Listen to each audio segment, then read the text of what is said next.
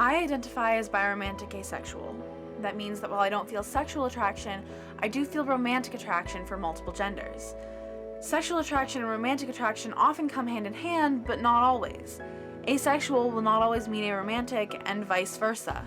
Now, when I came out to my mom, I had to take some time to explain the difference between sexual attraction and sex drive, which was definitely not the most comfortable conversation because really, who wants to explain to their parents about their own sexual preferences, even if it is a lack of them? Also, because it involved explaining that just because someone doesn't feel sexual desire, that doesn't mean they don't desire sex. Yeah, freaking awkward. But the point I'm trying to make is that asexuality doesn't come automatically with celibacy or sex repulsion. It can, but not always. To be honest, I'm not quite sure how to explain the concept of wanting or enjoying sex without feeling sexual attraction. To me, they're different things, and it makes sense. I mean, there are plenty of people who do feel sexual attraction and don't partake in sex. They might abstain due to certain personal views or due to an inability on their own part. In connection to my point, however, it might be because they don't have a very active sex drive or just genuinely don't enjoy the act of sex. Feeling that way doesn't mean that they're asexual, it just means that they have certain preferences. And being asexual doesn't automatically mean that one doesn't have a libido. But given the extremely limited amount of discussion one tends to hear on the matter, it's really not that surprising that it isn't better understood. I don't know too much, really. Just that it's the lack of sexual attraction. Asexuality is when you aren't attracted to any kind of gender. It's just like, hey, I don't want to have sex. It's a way that someone is, and it means that they don't feel sexually attracted to people. Asexuality, as far as I understand it, is when an individual is not sexually attracted to one gender or sex than the other. They're just, like, not sexual. They have an absence of sexuality. The internet, mostly. Just Tumblr and stuff. I'm gonna say probably the internet. I honestly do not know. Probably the internet. It's always the internet. I think I heard about it in high school, but just talking about sexuality with, like, peers. I don't think I would learn about it from a teacher formally. Yeah, no. Barely learned about heterosexuality, to be honest. I don't think I have. Not that I can think of. Anytime I looked up prominent asexual figures in accordance with this project, I got so many that just said, well, they were celibate, or they were believed to have never have been in a relationship.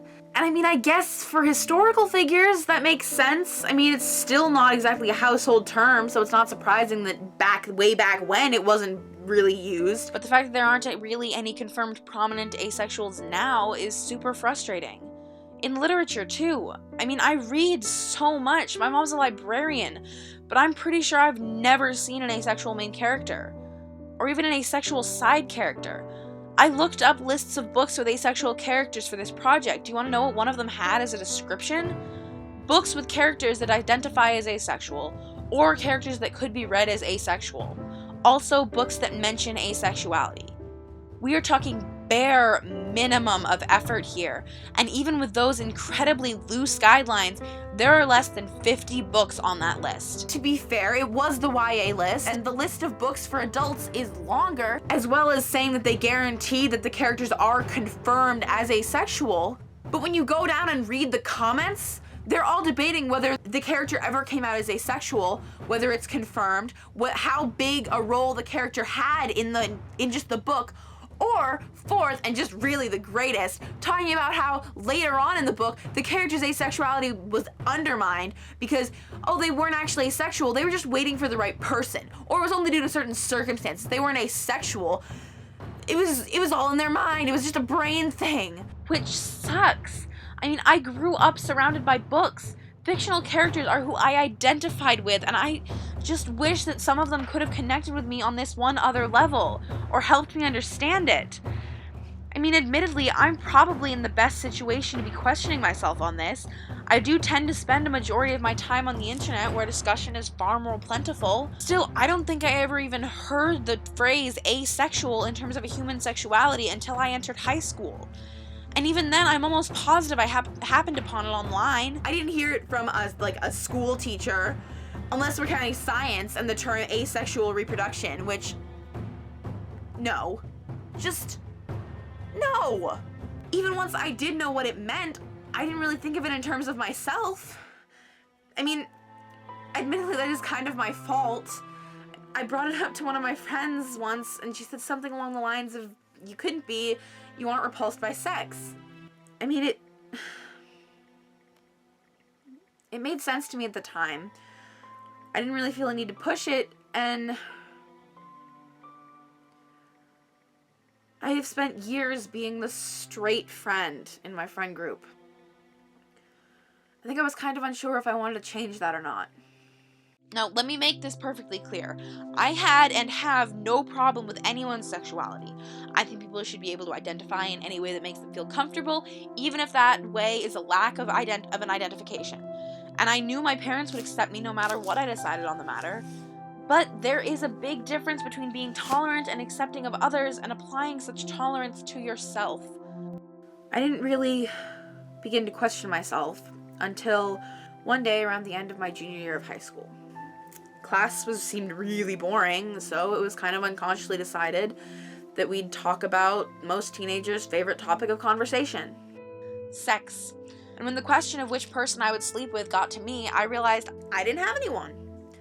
There was no one in the classroom I would have sex with, which seemed normal to me, except for the fact that everyone else had an answer, one that they didn't seem to think much about. And then one of them said something that smacked me in the face. No celebrities, Pearl. Which, haha, Pearl's such a fangirl, she's probably thinking about hot actors. I got the joke. I was just suddenly realizing it didn't apply. I wasn't thinking about actors like that. I wasn't thinking about my classmates like that. I wasn't thinking about anyone like that, and I never had. Now, in the middle of class isn't the greatest place for foundation blocks of hue are to start cracking. So while inside this was happening, the outside had to stay far more collected. I spent a couple months just thinking to myself before I even brought up the concept to my best friend. Not even coming out, just discussing the fact that I might identify as such. And after I got over my momentary hesitation over putting out into the world a concept about myself that I was still kind of unsure about, it was the best option for me.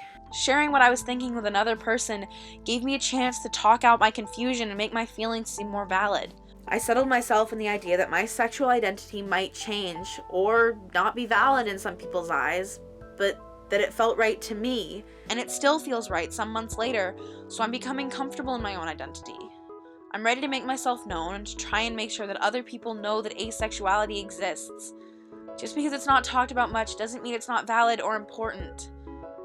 And I think that's what I really needed to hear for a while. So here's me, making my own video, putting down in words that it's okay, and you're valid.